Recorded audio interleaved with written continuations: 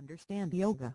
Let's clear up some popular misunderstandings. Yoga is a very well-known form of physical exercise and mental discipline, but a lot of people don't understand yoga and what is involved. This is not surprising when you look at the amazing popularity of yoga as a discipline and the multitude of variations that yoga has. Often people try out one type of yoga only, and so they will base their overall opinion of yoga on what they have experienced. This can be likened to people basing their knowledge of an issue in the world solely from the TV news, when the angle taken by the news organization has exaggerated the truth. The truth is that yoga can be many things to many people, especially in light of its commercialization, and so who teaches them and how they learn will naturally color how they understand yoga. Let's look at some of these common mistaken ideas. Mistake 1. Yoga is just another craze. Part of the popularity of yoga is the emergence of some overhyped courses claiming the big things that yoga can achieve. To commercialize yoga, some people bastardize the practice. This tends to devalue yoga because it then becomes associated with the many other exercise crazes. Unfortunately, another exercise discipline called Pilates is another victim of this commercialization. Yoga, however, is certainly not new and is based on documentation that is hundreds of years old that describes exercises, routines and poses that were probably being practiced for many generations before that. Yoga is a dynamic practice and as such an individual style may come and go, but for example, as long as sports players still do their stretches and extensions before they compete, yoga will still be used. Mistake 2. Yoga is for hippies. Yoga can be a form of meditation if you become practiced at relaxing or clearing your mind of thoughts and focusing on this mental state while you go through your exercises. But no way is it a prerequisite for you to begin your yoga sessions in this way. The first principles of yoga are to position the spirit, the mind and the body in one plane by obtaining inner balance. You see, what is meant by spirit, mind and body being on one level will vary amongst individuals because it will relate to what their perception is already, or to how well they understand yoga.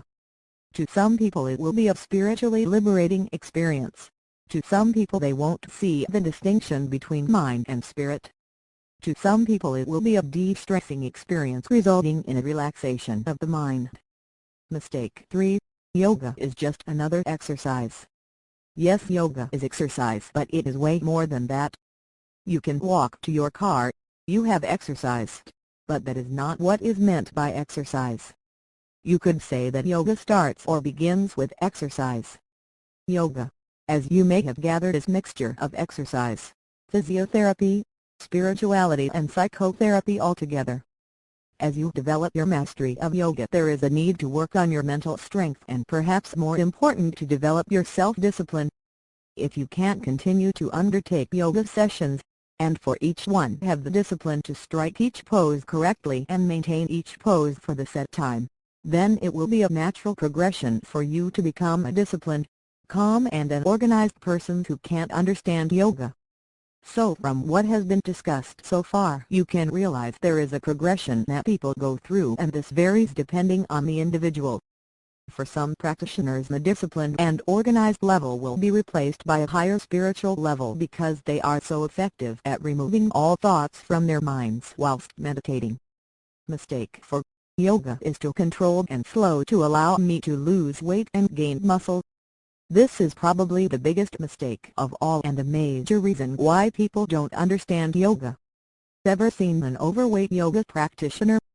There has been a certain amount of brainwashing by the very active weight loss industry that to lose weight and gain muscle you need to spend a lot of time in the gymnasium working on high-impact, aerobic exercises, a lot of puff and sweat. But as with anything, there is usually more than one way to achieve the desired result. Yoga is an excellent means of losing weight and is particularly suited to increasing muscle tone for several reasons. It is true the exercise or posture routines are undertaken slowly, but this is very good exercise because physical balance is being practiced, and the targeting of the muscle groups is very specific and systematic, so muscles are exercised that regular exercise programs may overlook. For those who stick at it, yoga is very good for weight loss because it strengthens their mental resolve and so they become more disciplined with their diet. We all know too well that being overweight is a result of too much energy and not enough activity to use up that excess energy.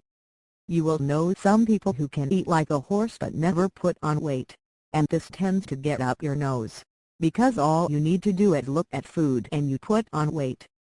These people have a higher metabolic rate and so use up the energy they consume more rapidly. Yoga develops active muscle, and this increases your metabolic rate so your body will use more energy and you will find that you will lose weight. I hope this short discussion has enabled you to understand yoga and what it actually is. Yoga covers a broad area and really people can use the parts of yoga they enjoy that suit their physical exercise goals. In this way yoga becomes what they make of it. Understand yoga. Let's clear up some popular misunderstandings. Yoga is a very well-known form of physical exercise and mental discipline, but a lot of people don't understand yoga and what is involved. This is not surprising when you look at the amazing popularity of yoga as a discipline and the multitude of variations that yoga has. Often people try out one type of yoga only, and so they will base their overall opinion of yoga on what they have experienced. This can be likened to people basing their knowledge of an issue in the world solely from the TV news, when the angle taken by the news organization has exaggerated the truth. The truth is that yoga can be many things to many people, especially in light of its commercialization, and so who teaches them and how they learn will naturally color how they understand yoga. Let's look at some of these common mistaken ideas.